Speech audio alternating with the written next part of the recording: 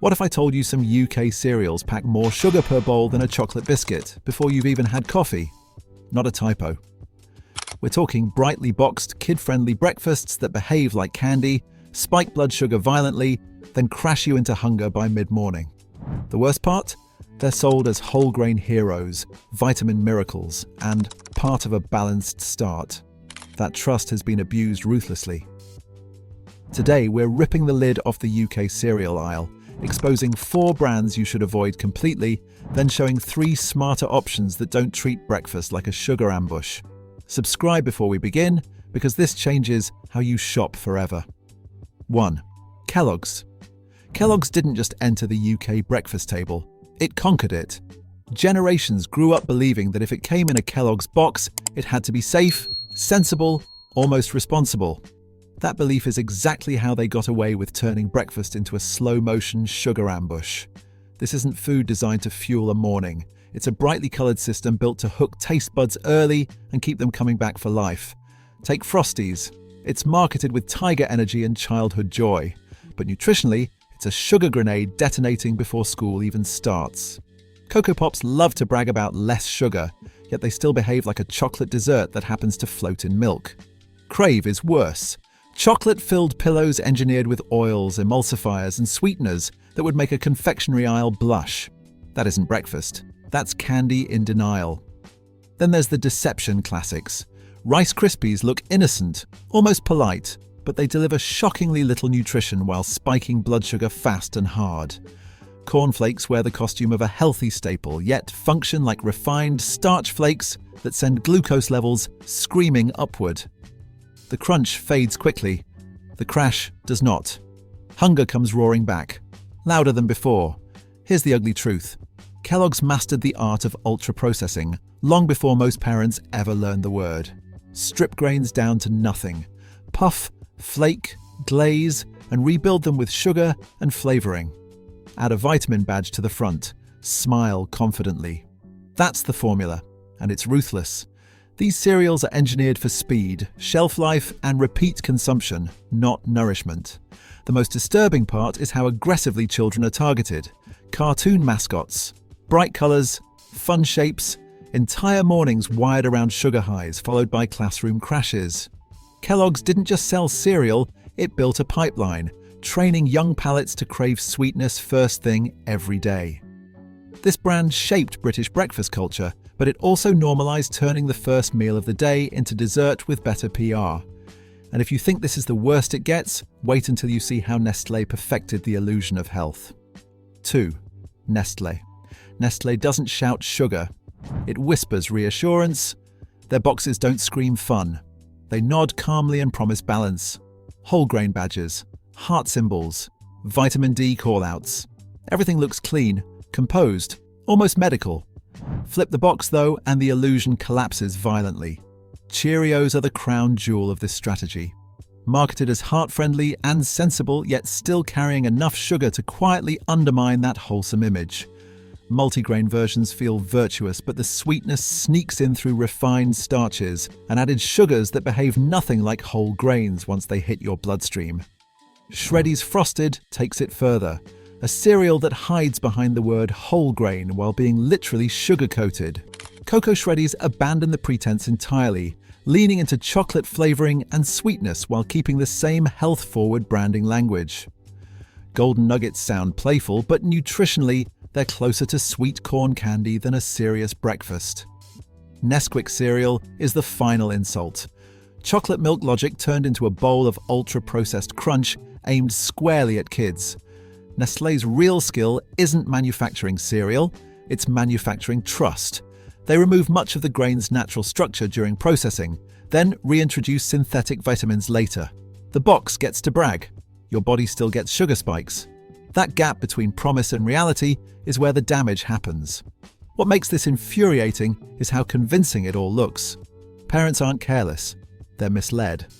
Nestlé knows exactly how to design packaging that feels safe enough to stop questions before they start.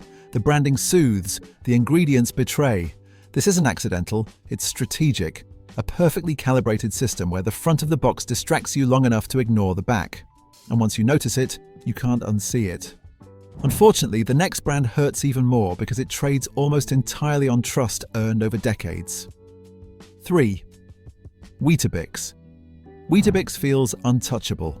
It's the cereal people point to when everything else looks suspicious. Simple, British, no nonsense. The two biscuit slogan alone carries decades of credibility. And that's exactly why what comes next feels like a betrayal. Classic Weetabix is not the problem. The danger creeps in through the spin-offs. Weetabix Minis, especially the chocolate and fruit versions, are a completely different beast. Sugar levels jump aggressively. Oils sneak into the mix. Ultra-processing takes over. Yet the brand name does most of the convincing before the ingredients ever get read. Weetabix flakes, particularly the sweetened versions, follow the same path. They sound hearty and sensible but rely on added sugars and glazing agents that push them closer to indulgence than nourishment. The texture feels wholesome. The metabolic response says otherwise. This is where trust becomes a liability. Shoppers assume the Weetabix logo guarantees restraint across the range. It doesn't. These offshoots trade heavily on the reputation of the original product while quietly abandoning the simplicity that made the brand respected in the first place. The shift is subtle. No loud mascots, no neon colors, just a gentle slide into sweetness wrapped in familiar credibility. That's what makes it dangerous. You don't feel like you're making a bad choice. You feel safe, comfortable, almost proud. Meanwhile, sugar intake climbs and processing intensifies.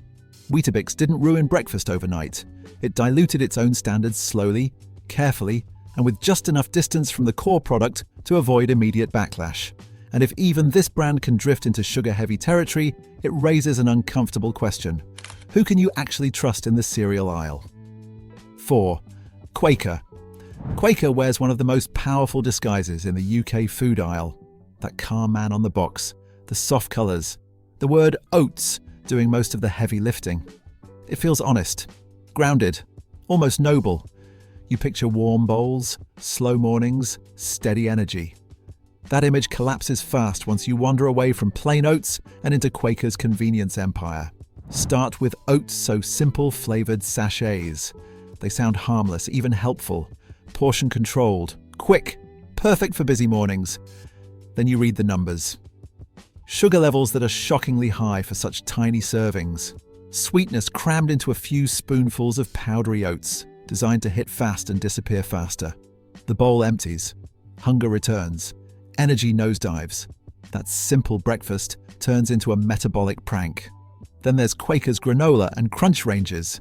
These are marketed as hearty upgrades. Golden clusters, wholesome vibes. Reality check. They're often drenched in sugars and cheap oils, baked into dense, calorie-heavy chunks that behave more like dessert toppings than breakfast fuel. The crunch is addictive, that's not an accident. It's engineering. Oil plus sugar plus refined grains equals repeat scooping without noticing how much you've eaten. The real wow moment is how far these products drift from what oats actually are. Oats in their natural form are slow, boring, and incredibly effective. They release energy gradually. They keep you full. They don't scream for attention. Quaker's branded offshoots strip away that advantage and replace it with speed, sweetness, and shelf stability. You're left with something that looks rustic but acts aggressively processed. What makes this especially infuriating is the trust gap. People don't scrutinize Quaker the way they do brightly colored kids' cereals. They assume virtue. That assumption does all the marketing work. No cartoon mascots needed, no sugar-coated slogans. Just a quiet confidence that lets heavily altered products slide into trolleys unnoticed. This isn't about demonizing oats. Oats are fantastic. This is about what happens when a brand stretches a good reputation until it snaps. Quaker proves that even the most wholesome image can hide products that are wildly disconnected from the food they're named after. If this video's already ruined your cereal aisle, hit like and subscribe. We break down food marketing myths weekly. No sponsorships, no brand deals, just uncomfortable truths supermarkets hope you never Google. And now that the damage is done, it's time for a reset. Because not everything in the cereal aisle is a nutritional ambush. Some options actually respect your body, your energy, and your intelligence. Let's talk about those next. 1. Clean ingredient cereals. After wading through sugar-coated lies and ultra-processed chaos, this part feels like fresh air. Clean ingredient cereals don't shout. They don't need mascots or neon promises. They win quietly by doing something radical in the modern food aisle. They tell the truth. Brands like Rude Health, Alara, and Biona Organic operate on a completely different philosophy. Their ingredient lists don't read like chemistry homework. You won't find flavoring tricks or sugar doing gymnastics under different names. What you see is what you get. Grains that look like grains. Nuts that still taste like nuts. Sweetness that feels intentional, not aggressive. Rude Health, for example, refuses to play the fortification game. No fake vitamin halo. No pretending oat flakes need saving by synthetic add-ons. Their cereals taste honest. Almost shockingly so, especially if you're used to sugary crunch bombs. The first bowl might even surprise you. It's calmer, less dramatic. Then you realize something else. You're not hungry an hour later. That's the wow moment. Alara leans into organic sourcing and gentle processing. Their cereals feel handmade compared to the factory-engineered rubble elsewhere on the shelf. Texture matters here, so does restraint. The sweetness never punches you in the face. It nudges politely, then steps back. That's what real food does.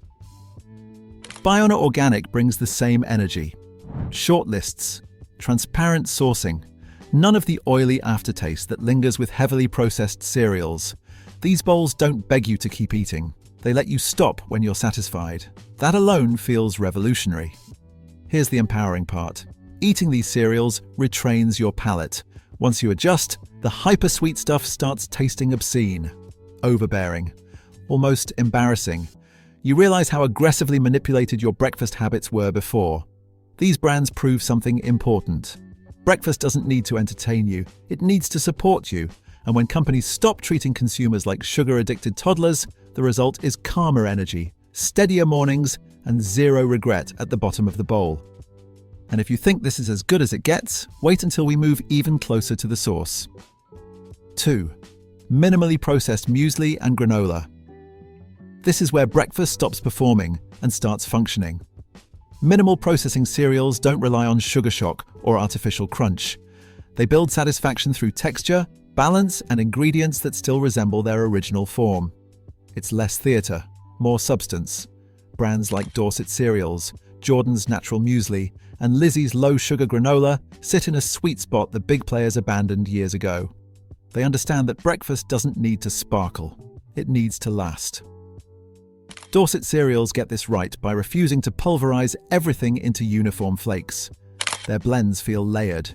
Chewy oats, crisp nuts, dried fruit that actually tastes like fruit, not syrup-soaked candy. Every bite feels deliberate. You slow down without trying to. That alone changes how much you eat. Jordan's Natural Muesli strips things back even further. No frosting. No chocolate drizzle pretending to be wholesome. Just grains, seeds, and fruit doing what they've always done. It's not flashy, but it's deeply effective. The energy release is steady.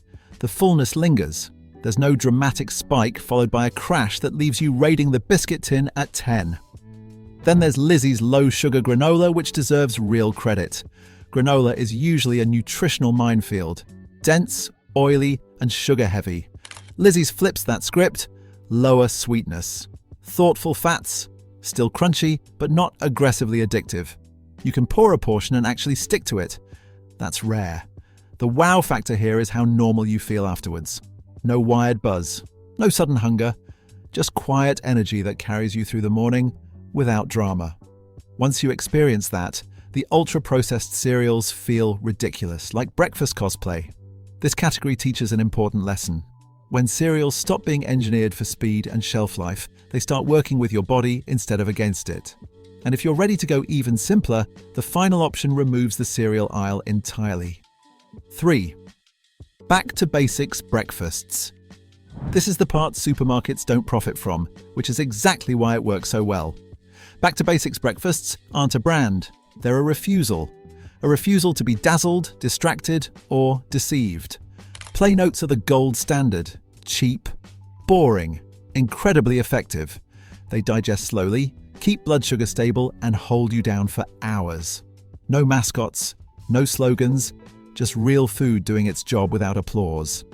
Overnight oats take that simplicity and add convenience. Same ingredients, same benefits. Different texture, you control the sweetness, you choose the fruit. Nothing sneaks in. That control alone is empowering. Breakfast becomes something you design, not something sold to you. Homemade granola pushes this even further. You decide how much sugar goes in, if any. You pick the fats, you bake it gently instead of blasting it with industrial heat. Suddenly, granola stops being a calorie trap and starts behaving like nourishment. Whole grain porridge blends follow the same logic, and they might be the most quietly powerful option of all. Oats paired with seeds or barley, sometimes a little rye. Nothing flashy, no glossy coating, no syrup bath pretending to be nourishment. Just slow-burning fuel that releases energy patiently instead of all at once. This is the kind of breakfast that doesn't beg for attention but completely changes how your morning feels. You finish the bowl and notice something strange. You're steady, focused. Coffee becomes optional rather than mandatory. The real shock comes a week or two later. Your taste buds recalibrate fast. Hypersweet cereals start tasting unbearable. Not indulgent, not comforting, just aggressively fake. Almost grotesque. Your body stops bracing for sugar hits and crashes. Mornings smooth out. Energy stretches longer without drama. Hunger loses its voice and stops interrupting your day. This is the quiet relief after everything you've just seen.